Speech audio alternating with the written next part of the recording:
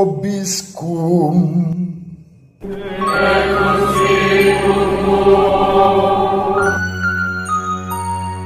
Sahabat peradaban kasih ekologis yang terkasih, selamat berjumpa dalam Renungan Harian bersama saya Romo Alois Budi Purnomo PR melalui channel ini. Semoga panjenengan selalu sehat, tetap semangat tanpa sambat, dan selalu bahagia. Kebahagiaan yang bersumber dari Tuhan Allah kita.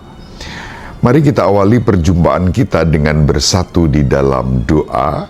Kita akan menggunakan Mazmur Tanggapan pada hari ini sebagai doa pembuka kita.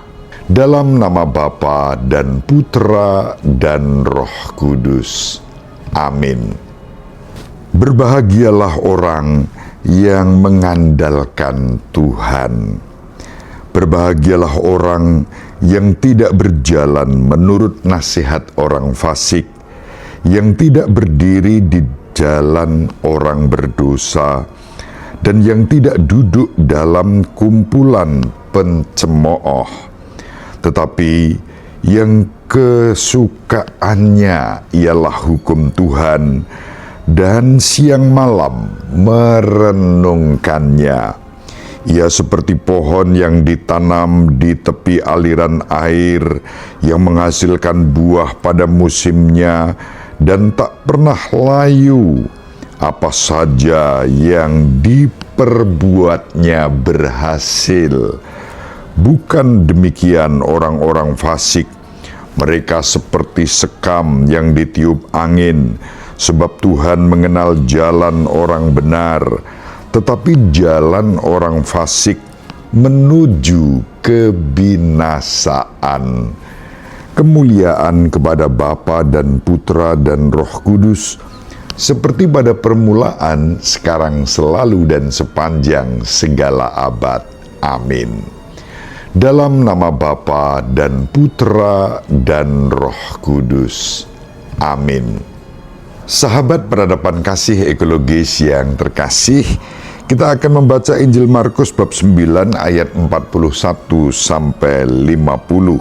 Pada suatu hari berkatalah Yesus kepada murid-muridnya, "Barang siapa memberi kalian minum air secangkir, oleh karena kalian adalah pengikut Kristus, ia tidak akan kehilangan ganjarannya.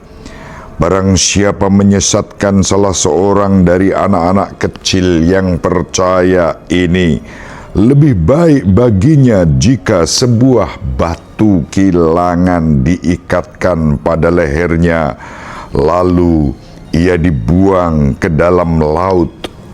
Dan jika tanganmu menyesatkan engkau, penggalah, karena lebih baik bagimu dengan tangan terkudung masuk dalam kehidupan, daripada dengan utuh kedua belah tangan masuk dalam neraka, ke dalam api yang tak terpadamkan. Dan jika kaki menyesatkan engkau, penggalah,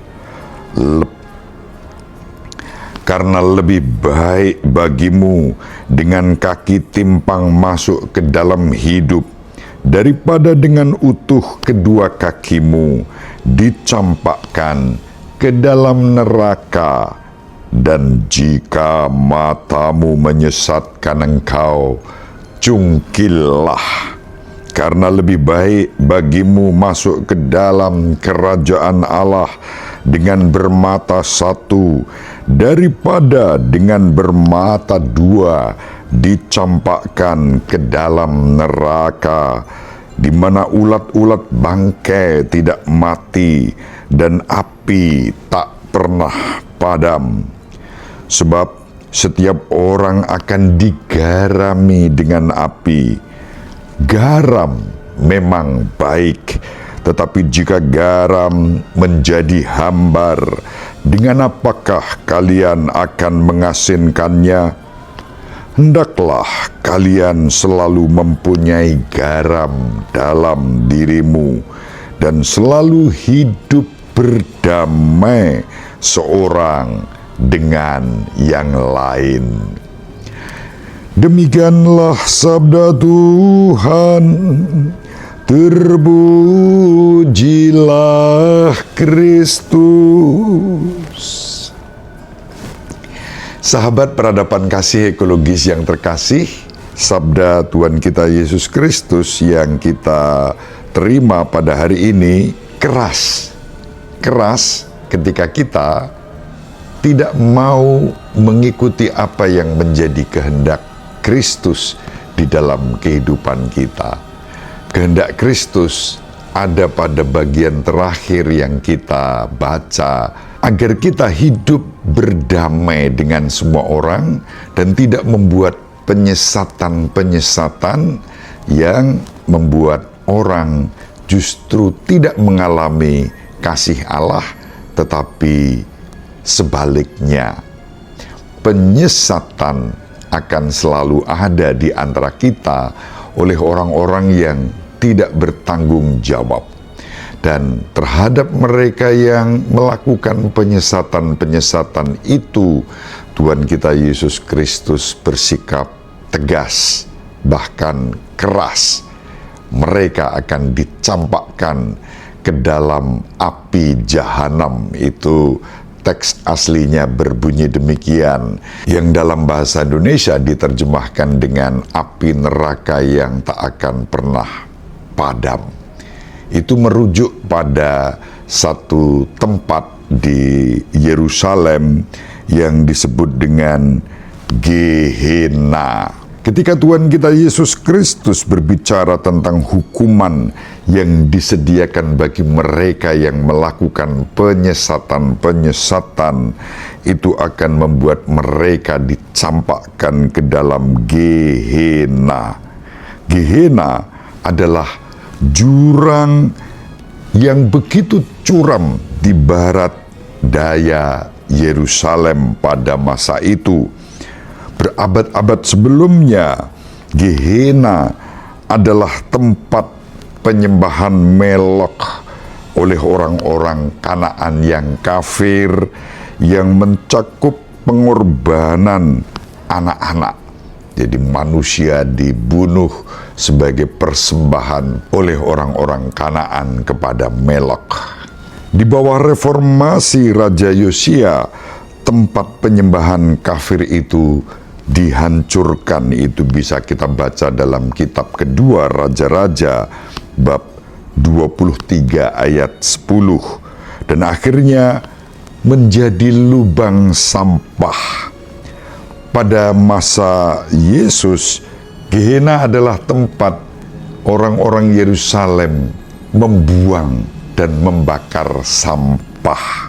Maka ketika Tuhan kita Yesus Kristus menggunakan kebusukan dan api Gehenna sebagai simbol, itu bukanlah api pemurnian atau tempat penyucian, tetapi tempat hukuman kekal bagi para penyesat ajaran Yesus. Dicampakkan ke dalam Gehenna itu menjadi sesuatu yang mengerikan.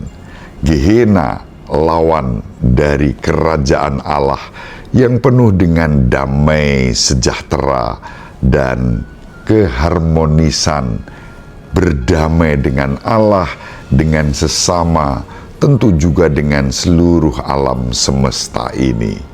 Lawan dari Gehenna adalah kerajaan surga yang penuh dengan damai sejahtera. Sahabat peradaban kasih ekologis yang terkasih, kita diajak untuk hidup dalam damai dengan siapa saja dan bukan menjadi penyesat-penyesat yang menjerumuskan hanya karena kepentingan-kepentingan pribadi.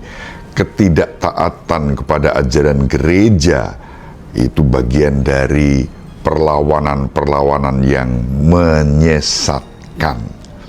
Kita diundang menjadi pribadi-pribadi yang memiliki ketaatan, ketundukan pada kehendak Allah di dalam hidup kita, dan kemudian terpancar di dalam kemurahan hati, Simbol kemurahan hati ada bagian awal Injil, memberi secangkir air. Itu sikap murah hati. Dan kemudian pada bagian akhir Injil disebut sebagai damai.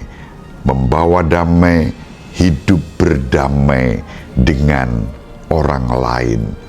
Karakter dasar kerajaan Allah disebutkan dalam Injil pada hari ini dalam kemurahan hati dan hidup berdamai dengan sesama. Hidup berdamai itulah yang kemudian laksana garam yang menyedapkan, yang mengawetkan, yang melindungi, menjadi karakter dasar kita, murid-murid Kristus. Sahabat peradaban kasih ekologis yang terkasih, mari kita saling mendoakan agar kita diberi rahmat untuk dalam kerendahan hati dan ketaatan, bersikap murah hati, tidak membualkan, menyebarkan penyesatan-penyesatan, tetapi hidup di dalam perdamaian dengan semua orang. Hidup dalam damai sejahtera dengan Allah, hidup dalam damai sejahtera dengan sesama, hidup dalam damai sejahtera dengan alam semesta ini. Semoga bermanfaat. Ibu Maria dan Bapak Yosef selalu mendoakan kita. Semoga panjenengan semua sahabat peradaban kasih ekologis yang terkasih bersama seluruh anggota keluarga dimanapun berada dibimbing, dilindungi dan diberkati oleh Allah yang Maha Kuasa, Bapa dan Putra dan Roh Kudus. Amin.